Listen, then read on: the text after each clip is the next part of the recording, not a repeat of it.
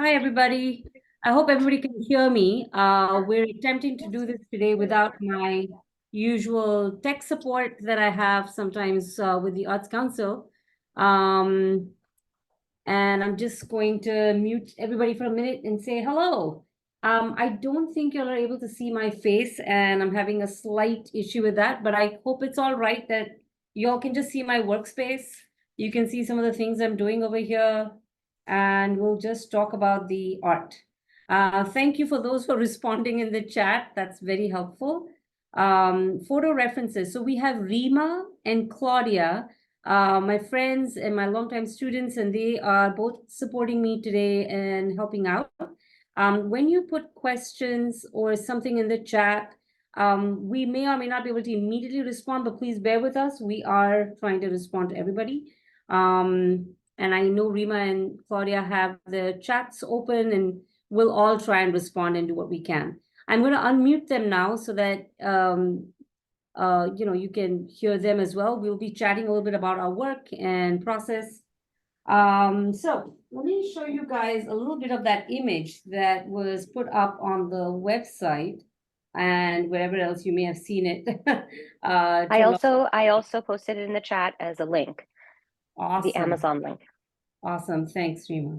And what I want to say a little bit to everybody is that the photo references that I've sent everybody is just to give you a sense that you could be very, very open, loose, and playful today.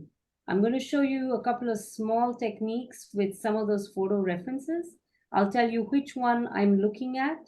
I'm going to call them the cacti flower, I'm so sorry. I don't know all my flowers really well, and I really should have looked up. It looks like hollyhocks, but it's not. Maybe Claudia knows. I don't know. The purple dotted one. You mean the tall one? Yeah, the tall one. That might be lupine. Lupine. That sounds right to me. And then this other beautiful flower that looks almost like a magnolia center, but I'm not sure. And I also like the magic of looking at nature photographs, maybe not always knowing what they are and getting caught up in that, but sort of playfully bringing that into my abstracts. So as you can see in some of these images that I've started painting over here, I also have a little color chart right here that gives you a sense of how I play with my color and see what happens when I mix them. Yeah. All right, a couple of things. Brushes. Let me just tell you all the brushes I'm using today, just for the fun of it. You do not have to have all these brushes at all, but these are some of the brushes I'm using. This funky guy, I got him really cheap in some store, and just look at this. It's this beautiful angle. These brushes are sometimes called dagger brushes. They're called other things too. A sword liner sometimes, but it's cut at an angle. And then you have what they also call the cat's tongue, which is a lovely, look at that beautiful shape, or an oval pointed also. So I have a couple of those. They make a really neat mark. So for example, let me just show you what might be done with this. And I just press it down and I let it go, and it just creates a beautiful little mark. Maybe another one over here, and you just leave that, So that's sort of how you could use the cat's tongue. I also have this. It's a sword liner. This brush has a lovely, lovely angle to it. I personally enjoy using this brush a lot. I'm going to give you a sense of why and how I use it. So I might use it by holding it very high up. Like I hold my brush here, and I might do some really light marks like this and sort of playfully make marks. I might even do this. Some of you may have seen some of these marks in that painting and wondered how. And it's like you press down at an angle and you go up and down and you create these marks. And you might even go in with another color and sort of bleed it in. So for those of you who are very new to watercolors, I want you to please just don't worry if you're not getting results, and rather play with your brushes today. And I promise you, we're going to find a way to connect these shapes and create something along the lines of this image. I want to point out to you, I must have started this image somewhere over here. And as I played with the marks and did some stuff, I was like, oh, I'm going to bleed some in here. And then as I was bleeding this, I decided to make these lovely marks over here. And then I put a big wash here and I kind of saw some textured stem perhaps and put that in. And then I must have been looking at some cacti and started doing that. And this is sort of how I respond to music even and paint. This one was done while listening to an amazing piece and actually watching it. It's this amazing kuchipudi and ballet trained dancer, a really amazing mix of dance forms. Her name is Yamini Kalluri, and she was collaborating, I think it was a residency somewhere in Massachusetts, with the amazing violinist Vijay Gupta. And the two of them did this phenomenal piece, and I was listening to that and painting. And since nature is something I observe closely, I tend to carry a lot of those organic shapes with me as I paint. Let's see. Let's start getting into this. So first thing is, when you look at that, the flower that looks like this, look at this one. Okay, guys, I hope you can kind of see the image. It may be the inside of a magnolia, I'm not quite sure. I'm going to use this big fat brush of mine, and I'm going to make a little mark with some yellow ochre and a little bit of a purple, maybe a touch of pink. And I've got a couple of colors up and down this brush here. And here's what happens when I do that. So you see that lovely blurring of marks and paint. That happens because I've got multiple colors going on the brush. I might even sort of play with that some more. Maybe, ooh, that's some really deep purple I got over there. When that happens and you're feeling unhappy with the color, you could just dab it with a paper towel, lift it, or you could go in with a little bit of water and sort of lift that or soften it, or even just sort of let the brush act like a straw and you can suck up some of the paint. This painting is going to be very fluid, very loose. You're not going to see any beginning, middle, and end. You're sort of playfully connecting different parts. Let me continue with this magnolia. I'm going to use some burnt sienna with that purple now. Bring that in, see what happens. And when you make these marks, feel free to improvise. Feel free to say, okay, I don't know if this color works. Go back in, bleed some color in, maybe make another shape here, another one there.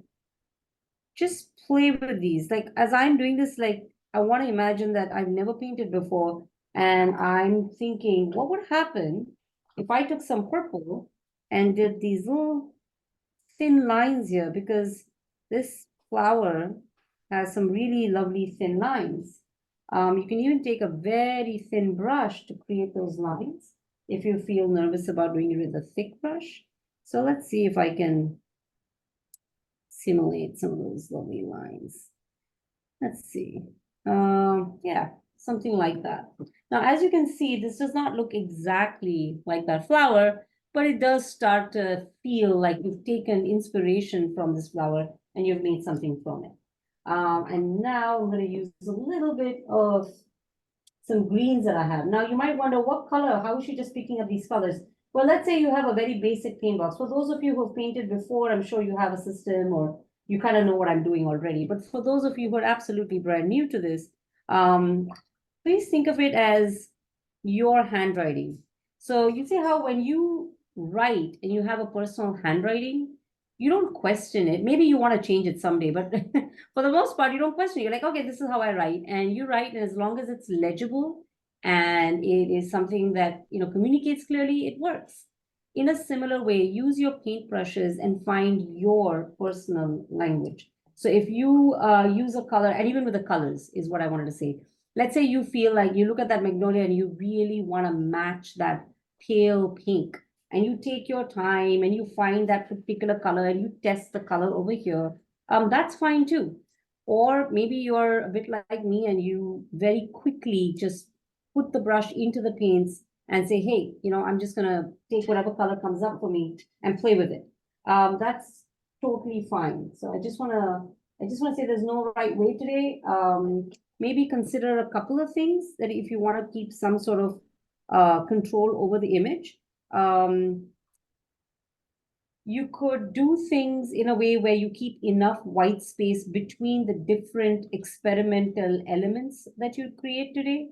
When you have white space, you get to have this advantage, and I'll show you how that works. I'm going to take let's see, a slightly big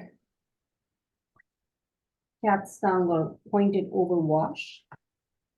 And I'm going to go in with a little bit of this lovely pale blue purpley color that I have. And I'm just going to sort of put in some. Yes, somebody asked if there's a recording of this later, and absolutely there is a recording, and that's why it said right in the beginning that it was recording. I believe the Arts Council in about a day or so puts it up on their YouTube channel. You'll see my past recordings too over there. Guys, do you see how I'm connecting these two shades? There's a little green flowery thing, and I'm going to enhance him a little bit so you can see him. I'm actually going to make it a little feathery flower, so it's got like little feathery marks all around it. I believe the painting that Hema's doing right now is just kind of an example of what you're going to be, techniques you're going to be using. Correct, Hema? Yes and no, because Rima makes a good point. I didn't quite explain that. But I wanted to say that I'm creating all these different marks, and I'm going to show you how today we're going to connect this, and this is going to become a painting. Yeah. So because I know in the interest of time, we may not be able to produce a whole nother piece, but the reason I chose this abstract image, and I'm going to take you back to the same image, is to give everybody a sense of confidence that you can just start playing. And as you play, you can connect different shapes, see where it goes. I promise you, when I created this painting, I was listening to music, watching Yamini Kaluri dance, and painting. That's it. Whatever came up was almost like the natural handwriting that has come to me because of how much observation I do in nature. And so those shapes and forms just come to me. But I know I looked up a cacti while I was doing this one. For some reason, cacti kept coming up for me as I watched them perform. I'm not sure. I'm sure Yami and Vijay had nothing to do with cacti. But I did. I had something of an inspiration when I was listening to the music. I also wanted to see some water. And so I had this very fluid marking here that you can see, and some of that.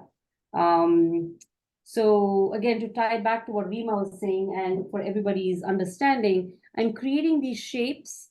I'm leaving white space. I'm going to keep showing you some techniques so different people can get, different pieces out of this image, and then eventually connect all of them so that it becomes one cohesive piece.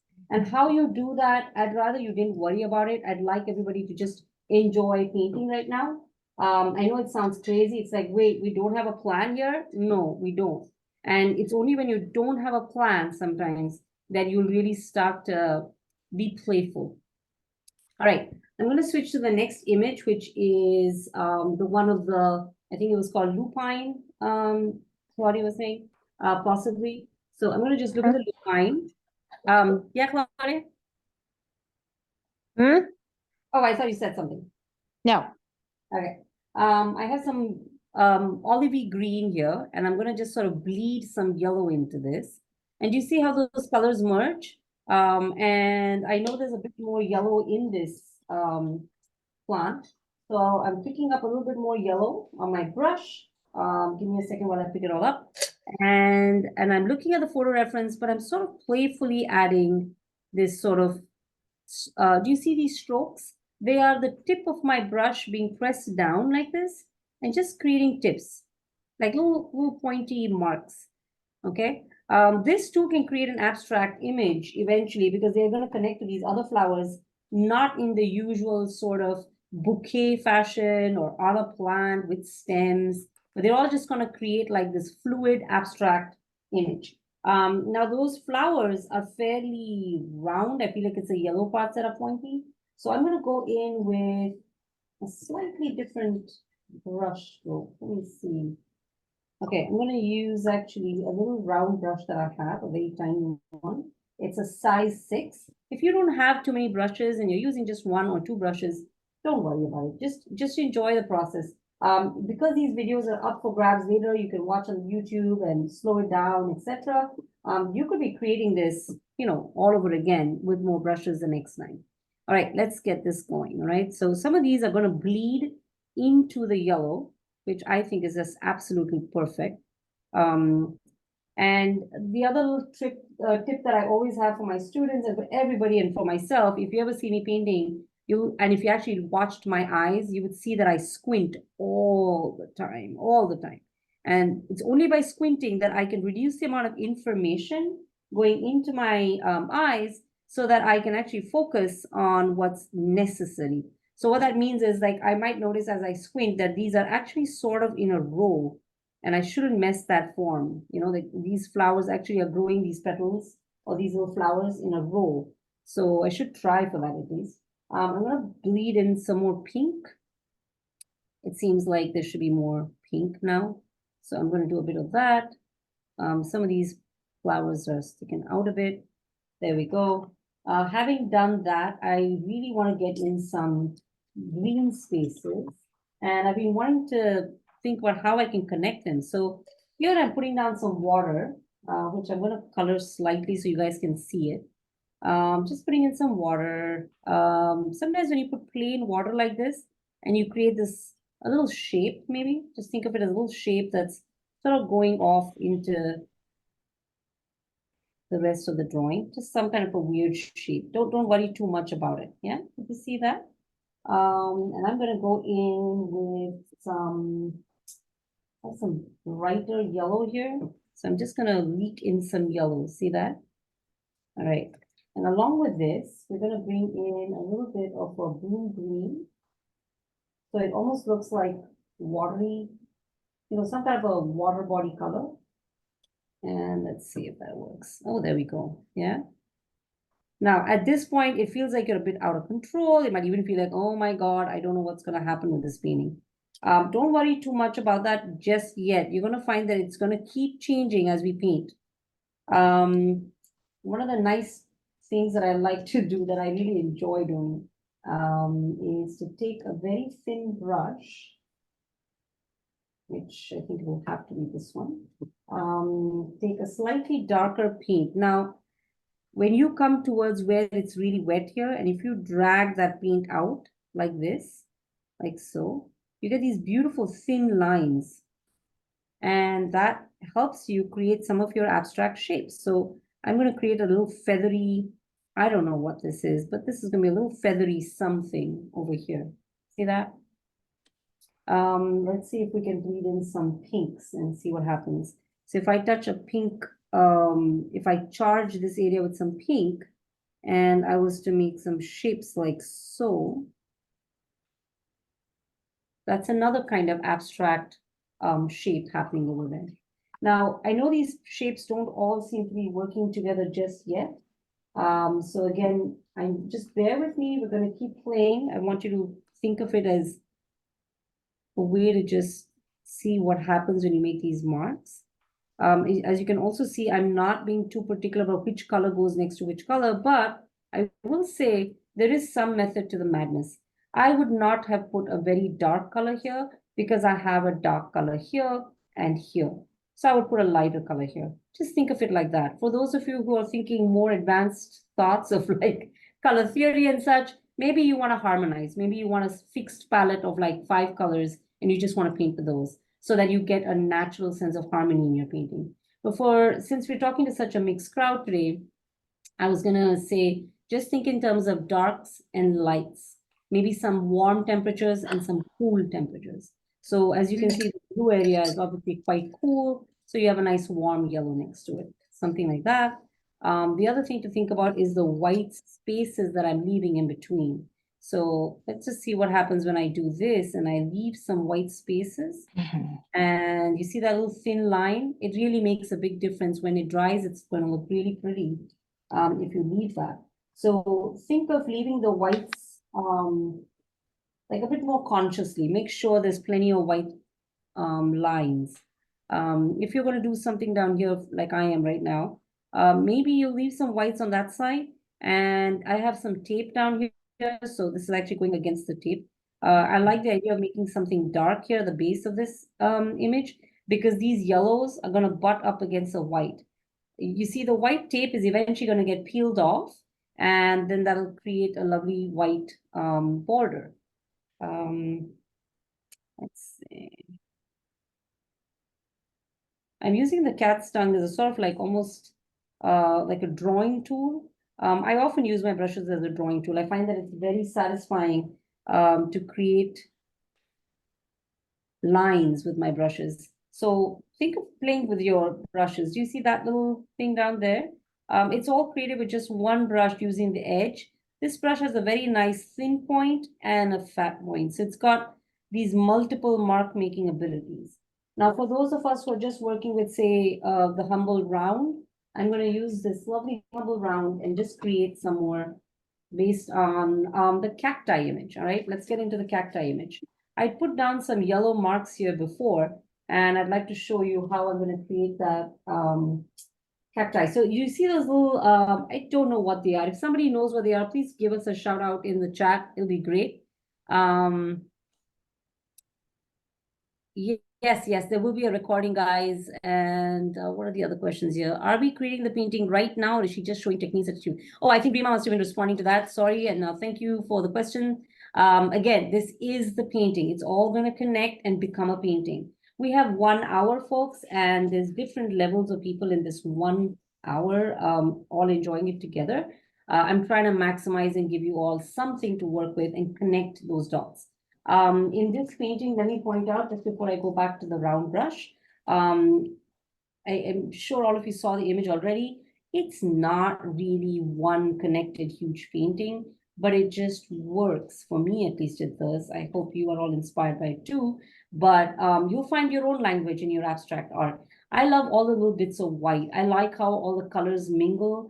I don't mind that there's more pink on one side and yellow somewhere else.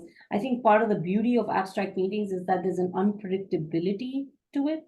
And that can really give us some amazing results, unexpected results, things that we're like, I don't know, what is this? And then when you paint it, you're like, oh, that looks kind of nice. So just play along. Here's another one. I'm going to create this with like sort of, I'm sure you guys have heard of the word one stroke. Well, this is not quite one stroke, but maybe two stroke. And I'm just going to show you how the humble round brush can help you create these beautiful little I don't know what these seed pod like shapes or whatever. I'm mixing some burnt sienna and some deep violet that I have. It's a beautiful violet, it's very rich. So it almost creates a black-like color. I'm going to bring this closer so you guys can see the color effect. There is burnt sienna in there, guys. It's a little dark maybe, but hopefully colors will come through. Let me see if I can show you a lighter part. There we go. I wonder if you can see that. That's a bit more burnt sienna, a little more burnt sienna there. And I'm leaving that little white line in between, but I'm creating a shape, as you can see. So that entire little seed pod got created just by looking at each little seed pod and imagining a white line in between them. Does that make sense? Yeah, it just sort of like brings the seed pod together, but the white lines will remain. I'm not going to take them away. Yeah.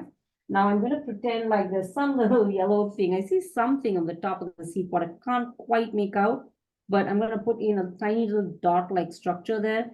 Maybe even fan it out just a bit as though there's something blooming from the center. I kind of like that effect, so I'm going to leave that. Let's look at that cacti flower. I have some yellows here. If you have like a burnt sienna and a yellow, that should be enough to create some color variation. I'm going to create the center here of this interesting, what is it? I don't know, cacti flower. I know I was supposed to know the name. I think it's called a choya. It's called choya, like CHOYA. If anybody knows the name, please tell us. I feel quite silly not knowing it exactly, but I believe it's a choya. And I just saw them in New Mexico at Albuquerque when I was on a trip there, and I just fell in love with this plant. It's got a very interesting stem, and the stem actually makes it feel like when it dries, the stem is actually hollow. It's really quite beautiful. Let's see, get some yellow, maybe a warm yellow, like so maybe a bit of ochre mixed in, and you get this beautiful, almost opaque yellow here. Any questions that I'm not getting? Let's see, what brush is that? Maybe an Ocotillo cactus. Maybe. I think it was a choya, but yeah, you're right. It could be something else, and I will go with that. Here, I want some of this bright yellow to leak in so that there's a sense of darkness where that inside is. And for that, I need to sort of bleed this in. Yeah, there we go. Okay. We might even create a shape on the outside with some green even, just sort of bring that in as though there's something else outside there. And I'm gonna put some details there, maybe some more here. Let's see.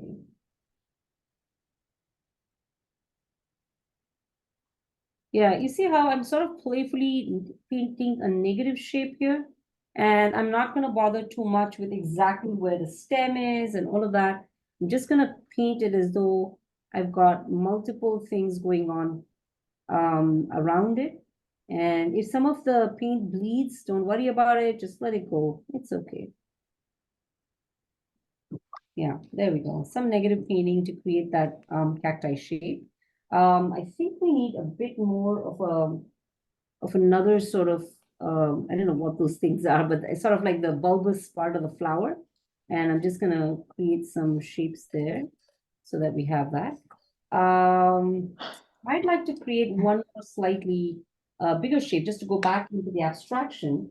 And I'm going to take some of my lovely, I think it's ultramarine blue that I have with a little bit of some interesting sap green that I have going on here.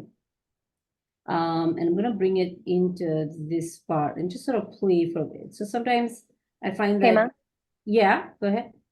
someone asked, how do you get two colors on the brush without the colors bleeding together? Oh, beautiful. Great question. All right, it's best to start testing it with a big brush like this. This brush, you can see it next to my finger, is, like a good inch long, and it's got a nice big angle. And I'm going to show you in a test over here on the side, where I'm going to take a very distinct color like red on the front and some, let's see, what should I do? I'm going to take some green on the back. Okay. And I'm going to make sure that it's like this, see? Now, when you say not mixing it, whoever asked that question, if you meant on the same brush like so, like the way I'm doing it right now, then I hope this answers your question. But if your other part of the question is something like, how do I make sure they do not mix with each other? I would say it depends on the thickness of the paint. So for example, I'm using a very dense green here and a slightly more liquid red. And the dense green won't just jump in and mix with the red immediately because the amount of water in each is different. When the water levels match, they tend to immediately merge with each other. Let me give you another. All right, let me see that. How do you get two colors on the brush without the colors blending? Yeah, that's one way. The other way is to also create like a distinct color difference. So like if you were to take yellow, now I'm going to show you that just now, and take purple on the back. Yep, I did not get it wet enough. Hang on. So you see how this is merging? That's because the amount of liquid in the paints that I picked up was almost the same. So whichever was stronger just sort of merged. Whereas the green and the red really is making a beautiful effect. To understand this, you also need to understand a little bit about tea, milk, and honey. And I'm going to show you really quick what I mean. If you just take some pure red, just something like a vermilion or something, and you learn to bring it down to its, All right, I hope that's clear. Okay, I'm gonna just bring it down to this. So this is what we call a tea consistency. Okay, and the moment you increase the amount of paint in that in your brush, you bring it to milk consistency. And if you go almost pure pigment with no water almost, or like very little water, you get what we call honey consistency. I hope you can see the difference. That's tea, milk, honey. And then you can go even further. You can say cream and you can say all kinds of things, make it more interesting. The idea being that in a mug of tea, we generally have more water, which is the tea or the decoction, and then you have less cream and then even less honey, usually. So that's how painting in watercolor generally comes about, which is you have your paler washes, your lighter tea consistency marks. And then you come in with your milk, which is slightly thicker, and then the honey, which are the darkest.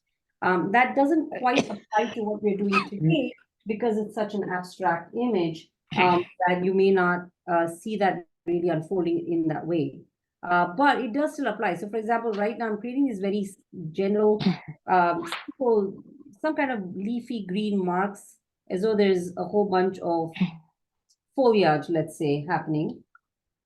And I also wanted to get in some yellow here. I just felt like it'd be nice to pop this area and sort of bring in some of this. I'm having a lot of fun with this brush, but I had promised you that I would do some with just the regular brush as well, and that's this round one. So I'm now going to go in with a little bit of a nice deep forest green that I have here.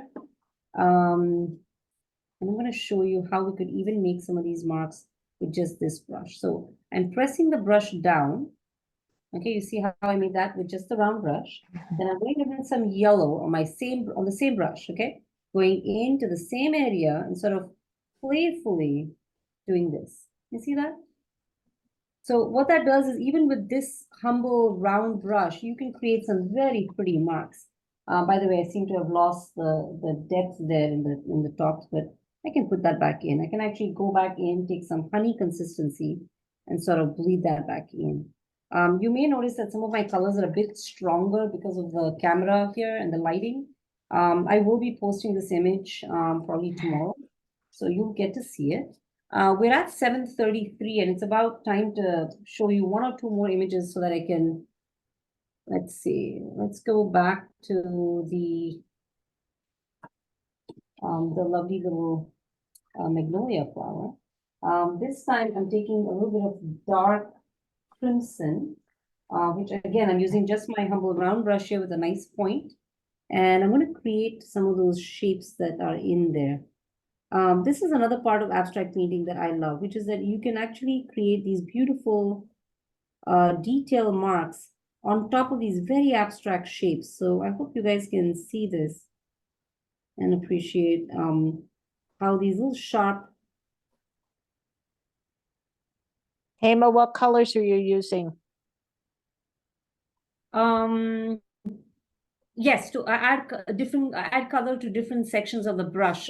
Jean, yes, you were correct. And Claudia, you're asking me about which Color for the markings that you're just making now. Oh, I used crimson. Crimson? I used crimson. Yes, it's like a deep carmine crimson kind of a color. Oh, okay. Yeah, but because it's over the olive, whatever, the little green patch that I had on the bottom, it looks kind of strange. So guys, that's the other thing in watercolor, you're going to be glazing a lot. So for those of you who may have noticed, if you have a dry area, say in this one, this flower I did before the session started, I'm going to just put in some dots here. And then I'm going to draw some lines like this. And this is like, I'm glazing a color on top. And let's say I wanted to add a petal or two. And I do this. You can now see a bit of the color underneath. But you can also see the color on top. So you end up creating like this dual color effect. In watercolor, you can really play around with that. Sorry, you had a question? No, I just, it's a little fuzzy right now. Yeah, trying to get it back, come on, camera. Okay. Okay, I thought we had it, I thought it was working really well for a while, wasn't it? It wasn't, what, there was no problem until just now. Okay, all right. Mhm. Hema, while you're trying to figure out the zoom part, could you take your brush and show specifically on your palette how you put two colors on one brush? Oh, well, okay, let's do it. I'm gonna do it on this one. Yeah. Yeah, I'll do it on this one. Okay, I think this should come into focus fairly quickly because it's closer. Let's get two colors going. All right, I'm gonna use some burnt sienna on one end. So that's this color here, okay? Just, I'm picking it up from my palette of colors, which looks like so. And I just picked up some burnt sienna, okay? And now that everything is nice and sharp, I don't want to lose it. I'm gonna put this down here. Hopefully you guys can see it. That's your lovely thick burnt sienna. Now the back end, which is that end of the brush, I'm gonna dip that in the purple that I had in my palette. And so when I make a mark now, I get this, okay? I'm gonna pick up a bit more burnt sienna and let's see if we can rock this. I'm gonna pick up a little bit of water. And I want to I want to connect this painting now a little bit so that it can create some interesting shapes. All right, let's see. Let's pretend like there's something coming down this way. Do you guys see that? Yeah. And Yes. then again, let's do that again so that we can really play with that. So as you can see, there's these, I don't know, maybe these are like old leaves that are sitting on top or something. I don't know. But you see those marks, that's possible because of the two different colors sitting on two different parts of the brush, not too much water, fairly thick paint with both colors, so they don't mix too easily, which is awesome. And I'm gonna actually continue on this. I like this idea that there's some leafy structure coming over it. Yeah, kind of like that. Okay, to further connect these guys, because I want to work a little rapidly now and connect our shapes because we haven't had a chance to do that. Oh, and guys, whoever asked me about putting colors on different parts of the brushes, let me tell you, it works beautifully on any brush that has an angle like this, but you could do it with a round. And I know I kind of smudged that with my t-shirt, but you know, that still looks kind of interesting. This angle really helps you keep one color here and one color here. You could do it with a round brush too, but it would just be different. The other one that is a really lovely brush to play with, especially in such a painting, which I'm going to show you right now, is I'm going to take some blue greens. I have different amounts of varying blue greens on my fan brush here. And I'm going to sort of decide that somewhere in here is this sort of feathery region. I'm using it very lightly, and I know you can't quite see my hands, but they are moving very lightly. I'm not forcing the brush. I'm sort of letting the brush sort of lightly glide over the paper, and maybe some of it comes down here. Maybe some of it goes into this part.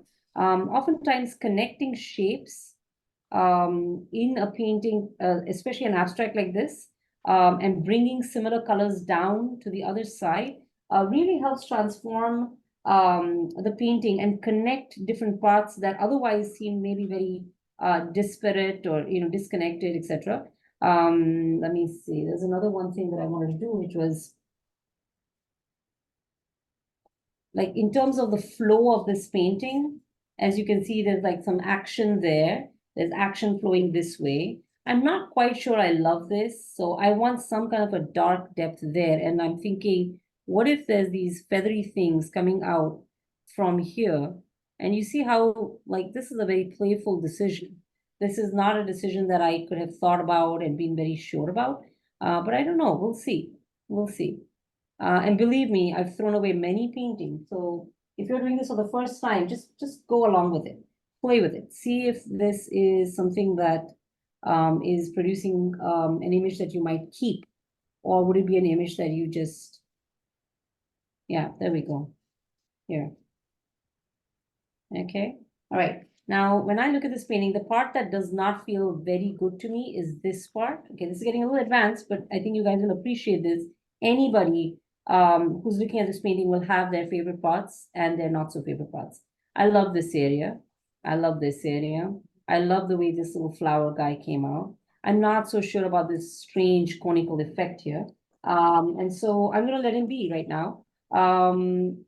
Trust me, turn your painting upside down and look at it, and it just looks like a whole different painting, and it gives you a perspective on it that you otherwise would not have had. Now, normally when you're doing a landscape or whatever, usually you wouldn't be turning your painting upside down unless you're doing a wash or, something very specific. Oh, is the paper hot press? No, it's not. It's just cold press paper, but it's a new Saunders paper I think I got. And oh no, this was Arches. I'm sorry. My Saunders is not unpacked. This is Arches cold press. No, it's not hot press, but it is not a super textured cold press. It's a very standard Arches. I try to use this so that I'm not using very fancy paper. Just a standard cold press Arches. Okay. I want to bring and tie in some of this burnt sienna over here. So I've kind of decided that I'm going to do these lines here. And I'll show you how. So I'm using my I think this is also called a dagger brush, but it's also called a sword liner. Guys, what is the other? There's another name for this brush. I call it the dagger, but do you guys have another name for this, Rima? I don't. Sword or I think dagger? so. Yeah, I think sword or dagger is right. Yeah, I think those are the two that I think of. So I like these marks over here. They kind of frame the green petals a little better, and they bring in some of that burnt sienna we have over there, over here. That's another way to balance a painting. Bring the same colors over to another side. This painting already looks pretty interesting to me. I like the temperature balance between the warm colors and the cool colors. I do love this pinkish a little leak of pink that we have in there, and I'd love to bring some of that in. So I wonder, in order for this white space over here with the tape, I'm wondering, what if I brought in a very pale wash? So I'm just bringing in some water here. I know you guys will see some of it leak into, and it's kind of pretty to let paint leak, guys. So don't be scared of letting paint leak, especially in abstract. And if you ever want to pick up some of that paint, it's too much, let's say, you sort of blot your brush so you don't have too much water, and let it act like a straw, and just put it down until it sucks up whatever area you don't want. Okay, just pick it up, and that can be very easy to do, very easy to achieve. Let's say I'm going to take a little bit of this pink red thing that I want, and I'm going to bleed it in. So just going to put in a little bit and just let it bleed. And as it bleeds, it creates its own. Now I want some texture here. Whenever you look at these shapes that I'm creating, I'm not always successful, but I try that the forms of the brushes, the shapes, the outer edges are actually interesting. Because if they're not, you're going to see them. Once they're dry, it's not going to be fun. So it's a good idea to consider the shape. So I want some jagged edges here a little bit. There's a lot of smooth stuff going on. So let's get some little crispness going there. And if it feels like too much, you can take some clean water and just soften the edges here. By now, your paint water may have gotten a little muddy. It is? Yeah. Yeah. Yeah. If it is, just be aware, please pick up some clean water on the side if you have some more, or just be aware that if you're going to use yellow or something, it may cause. Now, I'm going to turn this around once again. So I do this often so I can see where I'm going with something. And I want to see if I like it, don't like it. Sometimes I like to blot off the edges just a bit to see if I have other shapes that might happen that I like.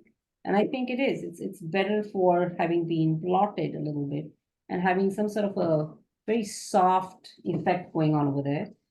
Something similar over here so that I can soften these edges. And for that, I'm just gonna brush on a little bit of water. And again, go in a little bit of the pink, but also a little bit of this blue-green, purpley color.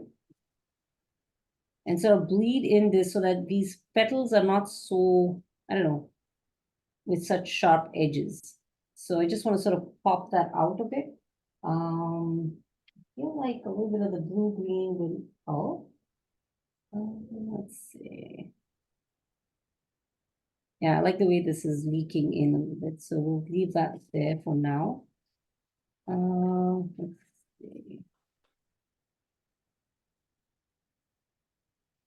And as that bleeds and gets a little murkier, you see how this one bloom is sort of now producing more connections.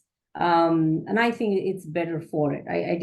I also don't like this particular shape sitting here. It doesn't do anything for me. So I may change that. One of the ways I change shapes is also, like I told you before, I might draw some lines into it, or let's see, in this case, I think I want to bring in some yellow pinks. And I'm going to bring in some yellow pinks here and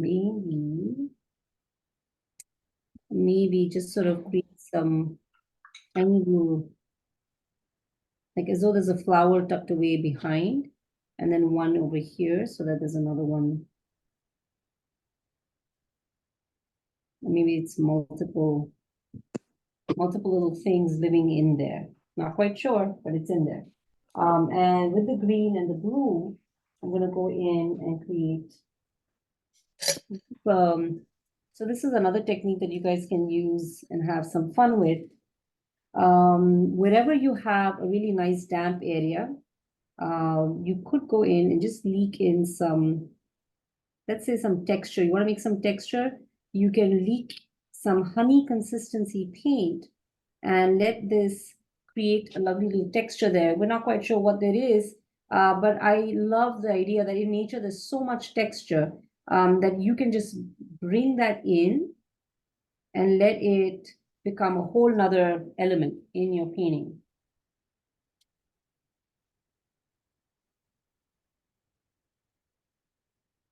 Okay, are you seeing this sort of coming together? I think it's sort of coming together. We're now at 7:50. I'm wondering if anybody else has any questions that I can answer. Okay, I don't see any other questions, so I think we're good.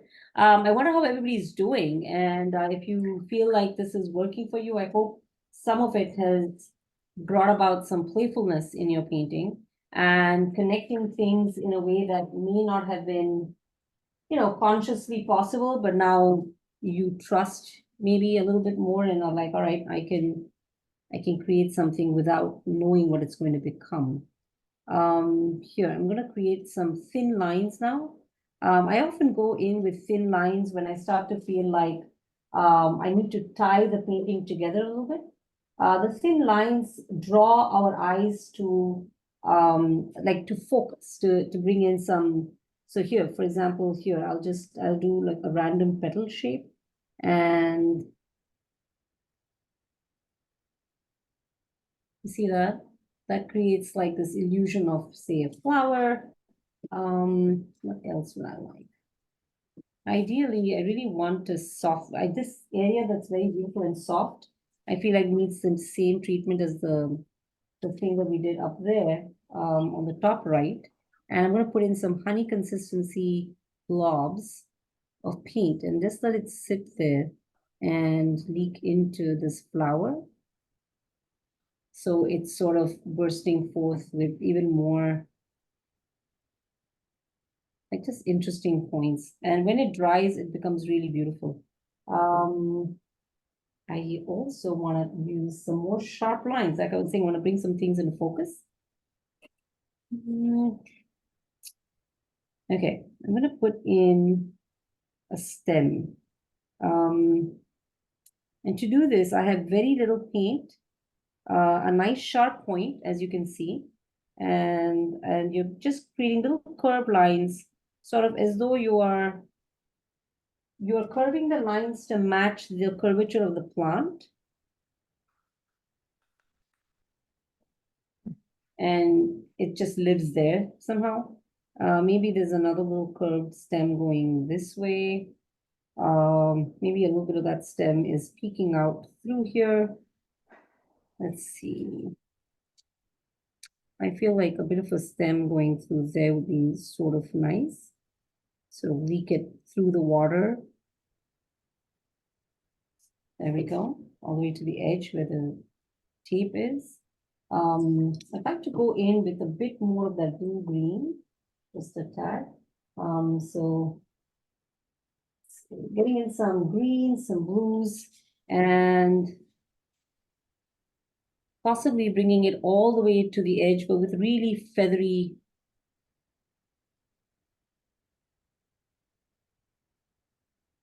strokes. And I think continuing here so that it sort of connects that corner. And maybe just a little bit is sort of leaking in through there. A lot of the negative shapes really do give us additional variations in what we're seeing, and it makes it just that much more interesting. So now I have some burnt sienna, and I'm going to see if this requires just a tiny, enhancement of that shape it already has. Let's see. Yeah, I think I might be done with the fan brush. And we'll go in.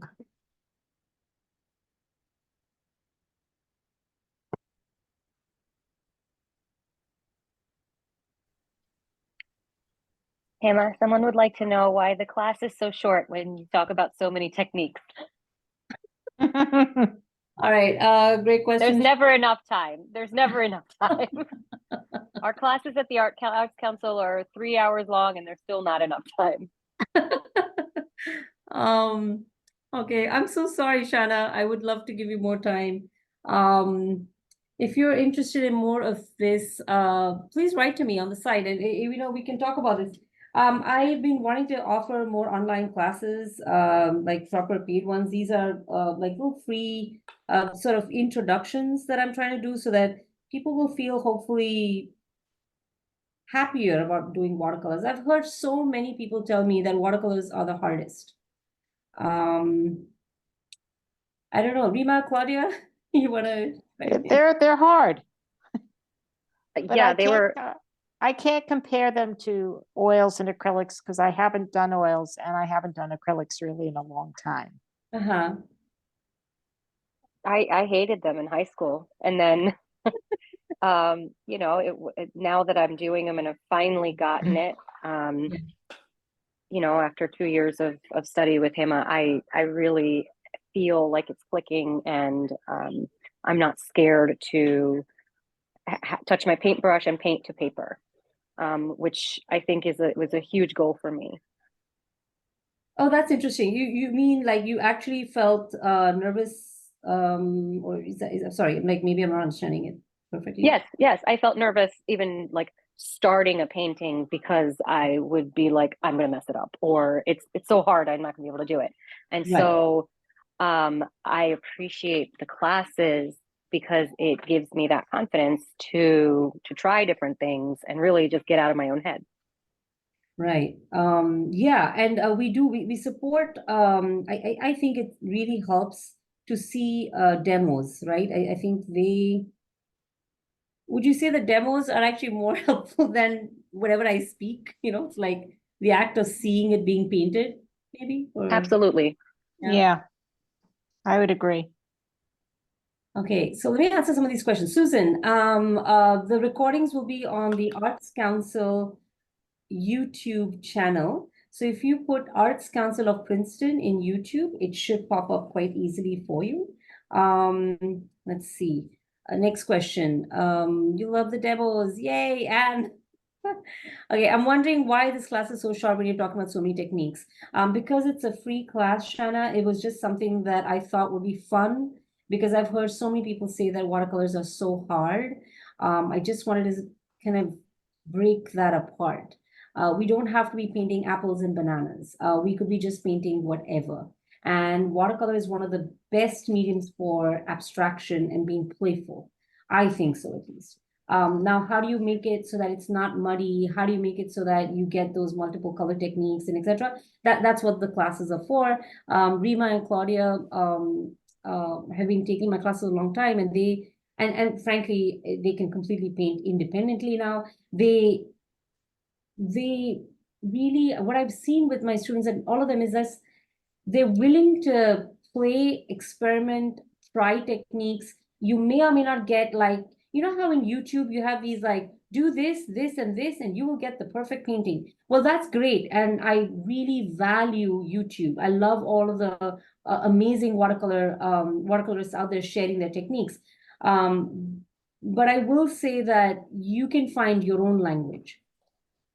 You can find your own vocabulary in watercolor. It doesn't have to be any one particular technique. You can take all of these techniques and enjoy them. And the class is short. I'm so sorry, but there are classes that I'm giving at the Arts Council as well as online, hopefully more. And yeah, please reach out, Shanna. I'd be happy to chat. Hema, Yeah. how do you know that a painting is done? Aha. Aha. Aha. All right, good one. Actually, while I'm chatting, I'm going to remove this tape that I have on the edges. It may or may not give you a complete sense of where the painting ends because I don't have pencil markings on this, but I think you'll get a sense of where the edges are because when I take this tape off, all right, let me see. Let's see if I really can see those edges. See that lovely sharp edge over there and over here. When I put a mat on this or when I frame it, now I'm going to try and frame it within the camera space. Maybe you'll get a sense of how it's framed.